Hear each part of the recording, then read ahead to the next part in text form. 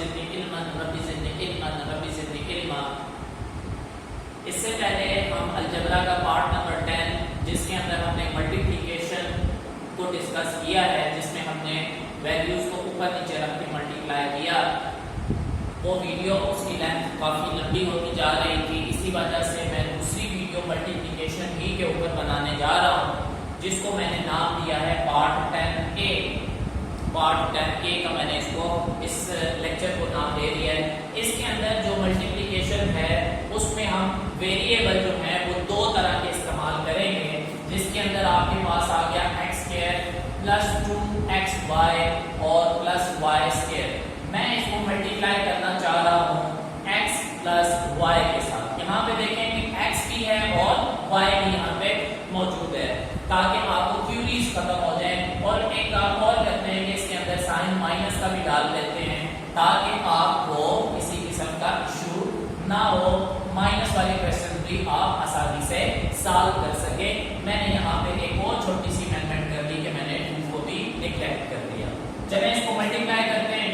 बड़ी जो वैल्यू है, लंबी वाली वैल्यू, उसको ऊपर रख ले तो ज्यादा आसानी से आप सॉल्व कर सकेंगे। x प्लस वाई तरीक़ेकार वही है जो पिछले लेक्चर में हम डिस्कस कर चुके हैं कि बारी बारी आपने मल्टीप्लाई इसको करना है। तो पहले x को x² के साथ मल्टीप्लाई करेंगे तो इनके कोफिशिएंट तो कुछ भी नहीं है, 1 आ जाएगा। x को x² से मल्टीप्लाई करूंगा तो ये क्या बन जाएगी, पावर इसकी x की पावर 3 बन जाएगी। यहाँ माइनस है, यहाँ प्लस है, प्लस माइनस माइनस होता है तो माइनस लिख लें। अब वैल्यू आपकी आ गई है x की और दूसरी वैल्यू आ गई है xy की। तो इसको कैसे सॉल्व करेंगे, परेशान होने की जरूरत नहीं है। आपने बकरी को बकरी के साथ मल्टीप्लाई कराना है, बकरी को आपने भैंस के साथ मल्टीप्लाई नहीं कराना। मतलब क्या कि x और x आपस में मल्टीप्लाई होंगे, बाकी जो y है वो तो एक ऐसे ही पड़ा रहेगा। जैसे पहले भी एग्जांपल दी कि एक किसान के पास बकरियां भी हैं, गायें भी हैं और भैंसें भी हैं। बकरियां, गायें और भैंसें सारी के सारी एक ही खेत में चल रही हैं तो कोई इशू नहीं है। चल नहीं है तो बकरियां बकरियों के साथ ही मेल जोल करती हैं, बकरियां बकरियों के साथ ही मस्तियां करती हैं। तो x को x के साथ मल्टीप्लाई करना है तो करें तो क्या बन जाएगी, पावर 2 बन जाएगी और y इसके साथ इसी तरह से लगा रहेगा, उस पे कोई फर्क नहीं पड़ेगा। आपके पास वैल्यू क्या आ जाएगी, x² इंटू y आ जाएगी। प्लस प्लस प्लस x को y² के साथ मल्टीप्लाई करना है, ये कोई इसमें फर्क नहीं पड़ेगा, ऐसे का ऐसे ही आप लिख देंगे xy² मल्टीप्लाई एक साथ तो आपने उसको रख लिया है, बाकी एक दूसरे के साथ उन्होंने कोई छेड़छाड़ नहीं की, वो ऐसे के ऐसे ही पड़े हुए हैं। क्लियर। अब इसी यही काम y के साथ आपने करना है। मैंने पिछले क्वेश्चन में x के एरोज लगाए थे, y के नहीं लगाए थे, इसलिए नहीं लगाए थे, सॉरी y की प्लेस में जो वैल्यू पड़ी थी उसके इसलिए नहीं लगाए थे कि वो घिचपिच हो जाने थे। तो अब मैं y के लगा देता हूँ। आप y पहले इससे मल्टीप्लाई, फिर इससे मल्टीप्लाई और फिर इससे मल्टीप्लाई तरतीब से करेंगे। लेकिन जो बात आपने ज़हन में रखनी है कि मल्टीप्लाई करने के बाद जो आपके पास वेरिएबल्स आएंगे, एक जैसे वेरिएबल्स के नीचे उसको रखेंगे। मसलन y को x² से मल्टीप्लाई करते हैं तो जरा गौर कीजिएगा, y को मैं x² से मल्टीप्लाई कर रहा हूं तो क्या आना चाहिए, y x² आना चाहिए। अगर इसको आप सीधा कर लें, सीधा मतलब कि x² y लिख लें, तब भी इस पे कोई फर्क नहीं पड़ेगा। मसलन अगर मैं ये कहता हूं कि एक लड़का है जिसका नाम फरहान है, उसको अगर आप राइट साइड से देखते हैं तब भी वो फरहान है, उसको आप लेफ्ट साइड से देखें तब भी वो फरहान ही है। चेंज तो नहीं हो जाता ना, फरहान लेफ्ट साइड से भी फरहान है और राइट साइड से भी फरहान है। इसी तरह से आप x² को पहले लिखें या y को पहले लिखें, उससे कोई फर्क नहीं पड़ेगा। लेकिन कब की मैं बात कर रहा हूँ, मल्टीप्लिकेशन की बात कर रहा हूँ, किसी और चीज के लिए नहीं बात कर रहा।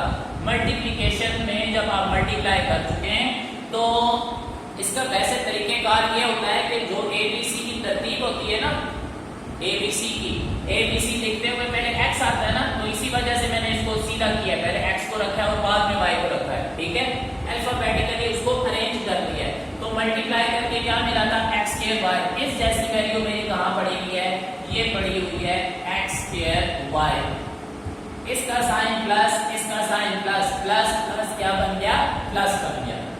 इसी तरह से जब मैं y को xy से मल्टीप्लाई करूंगा तो ये मुझे दे देगा xy स्क्वायर आ जाएगा, ये माइनस है, ये प्लस है, प्लस माइनस माइनस बन जाएगा, प्लस प्लस प्लस आएगा, y को y स्क्वायर से मल्टीप्लाई करूंगा तो क्या बन जाएगा, y क्यूब बन जाएगा। अब आपने सारी वैल्यूज को क्या कर लेना है, प्लस कर लेना है, ये क्या बन जाएगा, x क्यूब बन जाएगा। अच्छा एक और बात आपने जो ध्यान में रखनी है कि पावर को पावर में लिखना है, ये ना हो कि वो उधर के नीचे आ जाए, ठीक है, ऊपर है तो ऊपर ही रखेंगे। अब देखें कि ये माइनस है और ये प्लस है, इसका कोफिशिएंट क्या है, 1 है, इसका भी कोफिशिएंट क्या है, 1 है, प्लस माइनस क्या होता है, माइनस, 1 में से 1 माइनस कर दें तो क्या बचता है, 0 बचता है। तो आगे जो वैल्यू उसके लिखी हुई होगी वो जब 0 से मल्टीप्लाई होगी तो उसकी जगह क्या आ जाएगा, 0 आ जाएगा। इसको आमतौर पे ऐसी वाली वैल्यूज को हम आमतौर पे क्या करते हैं, कट कर दिया करते हैं, ऐसे करके, क्योंकि उसका आंसर 0 आ रहा होता है ना, इस वजह से हम उसको क्या कर दिया करते हैं, कट कर दिया करते हैं, नीचे 0 नहीं लिखते, डायरेक्टली उसको खत्म कर देते हैं, जान छुड़ाते हैं उस रकम से। इसी तरह से प्लस माइनस माइनस, इसका भी कोफिशिएंट 1, इसका भी कोफिशिएंट 1, 1 में से 1 माइनस करेंगे तो क्या आएगा, 0 आएगा।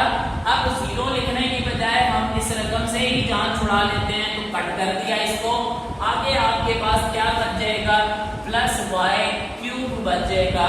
उम्मीद करता हूं कि आपको इस एग्जांपल से मल्टीप्लिकेशन की जितनी भी क्वेरीज हैं वो क्लियर हो गई होंगी, और उम्मीद करता हूं कि आइंदा अलजबरा करते हुए आप कभी भी मल्टीप्लिकेशन से डरेंगे नहीं।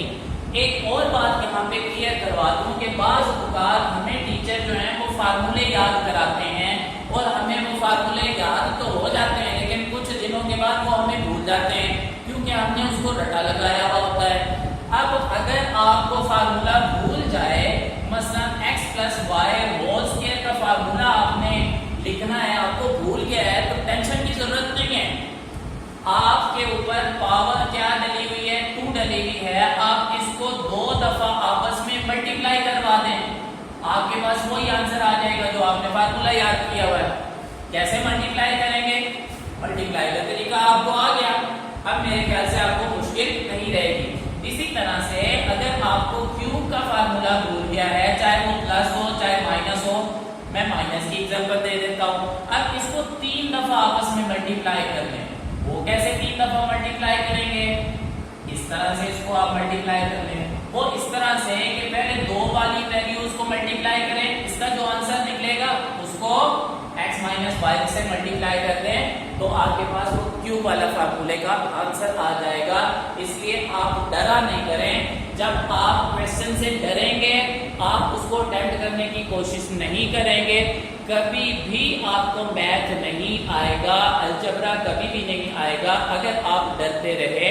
अगर आपने हिम्मत करके उसको अटेम्प्ट करने की कोशिश की, जो आपके पास नॉलेज है, तो इंशाल्लाह एक दिन ऐसा जरूर आएगा कि आपको क्वेश्चन अटेम्प्ट करने में मुश्किल नहीं होगी, क्योंकि जितना आप खुद गलतियां करके खुद समझ के सीखेंगे तभी आपको अलजबरा आ सकेगा। आपको कोई जो है जितना मर्जी पढ़ाता रहे, अगर आप खुद मेहनत नहीं करेंगे, खुद समझने की कोशिश नहीं करेंगे, तो अलजबरा आपको कभी भी नहीं आएगा।